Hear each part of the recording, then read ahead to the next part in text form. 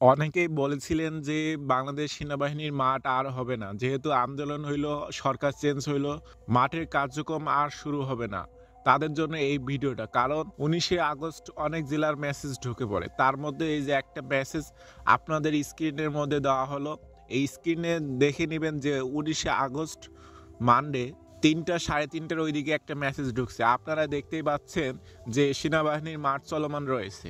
আর আমি একটা ভিডিওর মধ্যে বলে দিছিলাম যে আপনাদের মাঠের কার্যক্রম হবে ঠিক উপর মহলে স্যাররা যে একটা নির্দিষ্ট পরিমাণের একটা ডেট দিয়েছেন, এই ডেটের ভিতরে কিন্তু আপনাদের মাঠের কার্যক্রম শুরু হবে। আসলে আমি বলেছিলাম ২০শে আগস্ট থেকে নতুন আবার পুনরায় মাঠের কার্যক্রম শুরু হবে।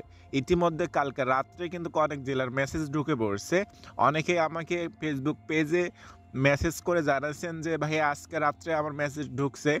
আবার অনেকে জানাইছেন যে ভাইয়া আমার মেসেজ কবে ঢুকবে। তাদের জন্য মূলত আজকের ভিডিও। যাদের মেসেজ ঢুকছে তারা যদি ফ্রিতে পিডিএফ চান তো আমাদের এই ভিডিওতে কমেন্ট করবেন। কমেন্টের যথাযথ রিপ্লাই দেওয়া হবে আর আপনাকে পিডিএফ দেওয়া হবে। আমাদের এই চ্যানেলটা আর্মি টিম দ্বারা পরিচালিত, তাই সবার আগে আপডেট পেতে এই চ্যানেলটা সাবস্ক্রাইব করে পাশে থাকবেন। আর আপনার ডিফেন্স বিষয়ে কিছু জানার থাকলে অবশ্যই কমেন্ট করবেন, কমেন্টে রিপ্লাই দেওয়া হবে। আশা করি সবার স্বপ্ন পূরণ হোক, সবার স্বপ্ন পূর্ণতা পাক। আবারও শুরু হয়ে গেল বাংলাদেশ সেনাবাহিনীর সৈনিক পদের যে লোক নিয়োগ, সেটা কিন্তু ইতিমধ্যে শুরু হয়ে গেছে ১৯শে আগস্ট থেকে। আপনারা সবাই ঘরে বসেই প্রস্তুতি নেন। আর আপনাদের যাদের পিডিএফ লাগবে অবশ্যই আমাদের সাথে যোগাযোগ করবেন। সম্পূর্ণ ফ্রিতে পিডিএফ দেওয়া হবে। আশা করি সবাইকে বোঝাইতে পারছি যে আবারও নতুন করে আপনাদের মাঠের কার্যক্রম শুরু হয়ে গেল।